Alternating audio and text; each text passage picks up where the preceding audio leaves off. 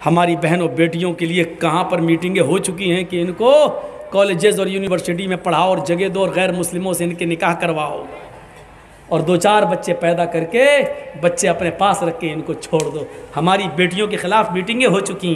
आप हंस मोबाइल में लगे हो, एक्सक्यूज मी, हाय हाय डार्लिंग, इसी में आज हम पड़े हुए हैं। याद रखो, जिस रास्ते पे तुम चल रहे हो, अल्लाह की कसम ये रास्ता तुम्हारे घर तक जाता है, तुम्हारी दहलीज तक जाता है। कुरान ने जिना को क्या कहा है?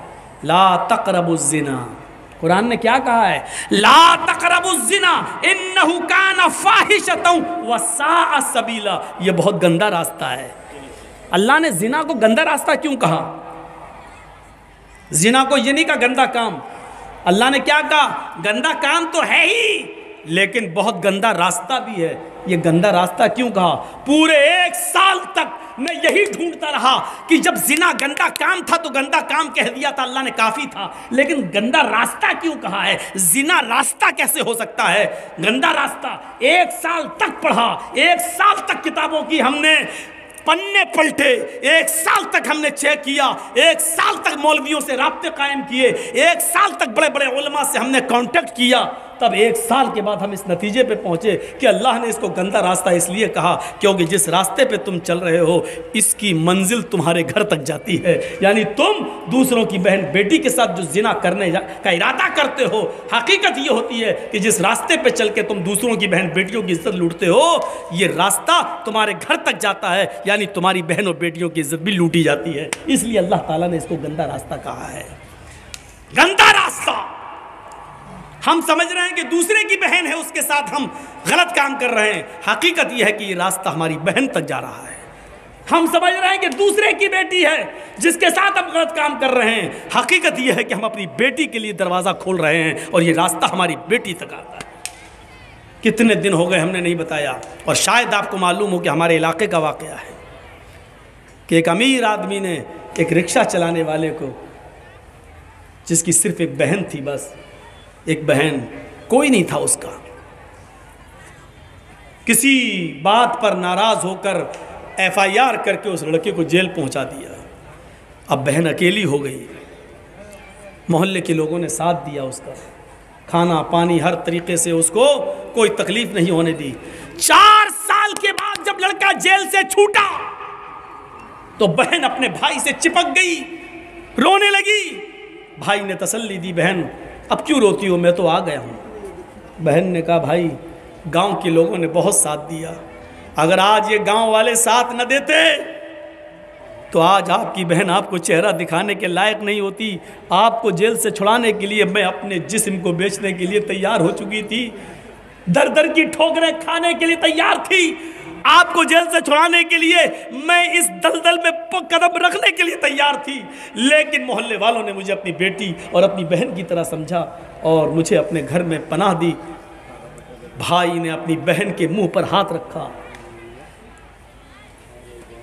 अरे चाचा जी चुप करा दो इनको, मेरे कान में आवाज़ जा रही।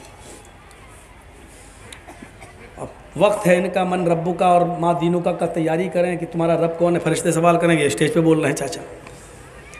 सुनिए मेरे भाइयों, ताज्जुब करोगे, लड़के ने अपनी बहन के मुंह पे हाथ रख लिया। चुप, जो मुंह में आता बकती चली आ रही है। कहा भाई जो हकीकत है, चुप, कौन है जो मेरी बहन पर गलत नजर डाल सके? आज तक इस जमीन की धरती पर, आसमान के नीचे किसी मां ने वो बेटा पैदा नहीं किया जो मेरी बहन पर गलत नजर डाल सके। बहन ने कहा भाई इतना विश्वास है मेरे ऊपर? कहा नहीं, तेरे ऊपर नहीं, अपने ऊपर। कहा है कैसे? कहा मेरी बहन तू जानती है कि तेरा भाई क्या करता है? कहा रिक्शा चलाता है। तेरी बहन तेरा भाई सुबह उठता है शाम तक रिक्शा चलाता है, तुझे पालता है पोसता है और तेरे जहेज के सामान की तैयारी करता है, तेरा घर बसाने की तैयारी करता है। तेरे भाई के रिक्शे पर सुबह से लेकर शाम तक पता नहीं कितनी औरतें बैठती हैं और कितनी स्कूल की और कॉलेज की लड़कियां तेरे भाई के रिक्शे पर बैठती। मेरी बहन तेरे भाई के रिक्शे पर जितनी भी लड़कियां आज तक बैठी हैं, मैंने उन लड़कियों को अपनी बहन की नजर से देखा। जब मैंने आज तक किसी की बहन पर गलत नजर नहीं डाली, तो मेरी बहन पर गलत नजर कौन डाल सकता है? यहां बैठे हुए जितने लोग हैं समाजियों, सुनो, उत्तर दिनाजपुर के चप्पे चप्पे से आने वालों सुनो, अपनी बहन पर भरोसा वही करना यहां से उठने से पहले जो अपने आप को भरोसे के लायक समझता हो। इतना याद रखना, अगर तुमने किसी की बहन और किसी की बेटी की इज्जत व आबरू से खेला है, तो हकीकत में तुमने अपनी बहन और अपनी बेटी की इज्जत व आबरू से खेला है। उस नौजवान ने साफ कहा, मैंने आज तक तेरे भाई के रिक्शे पर जितनी लड़कियां बैठी बहन की नज़र से देखा। जब मैंने किसी की बहन पर गलत नज़र नहीं डाली, तो मेरी बहन पर कौन गलत नज़र डाल सकता है? इस जुमलों से हमें और आपको सबक लेना चाहिए। सबक, अगर आपने किसी की बहन और बेटी पर गलत नज़र डाली, तो याद रखना हमने रास्ता बना दिया है अपने घर में अपनी बहन और अपनी बेटी के दरवाजे तक पहुंचने का। अल्फाज कड़वे हैं मगर हक बजाने भूं, अल्फाज सख्त हैं लेकिन अल्लाह की कसम गलत नहीं है। अल्फाज में थोड़ी सी सख्ती है, लेकिन मैं माफ़ी नहीं मांगूंगा, क्योंकि माफ़ी का चंदा करने की आदत मेरी नहीं है। किस बात पर माफ़ी मांगूं? कोई गलत बात मैंने नहीं कही है। अगर तुम दूसरों की बहनों बेटियों पर गलत नज़र डालोगे, तो हमारी बहनों बेटियों पर भी गलत नज़र डाली जाएगी। कमा तुदीन तुदान, अरबी ज़बान का मकूला है, जैसा करोगे वैसा भरोगे। ये हालात है, ये सूरत हाल पैदा हुई। एक जहेज की लानत हम ख़त्म नहीं कर पा रहे हैं। अकेले मोहम्मद रसूलुल्लाह ने कितनी बुराइयों को ख़त्म किया है।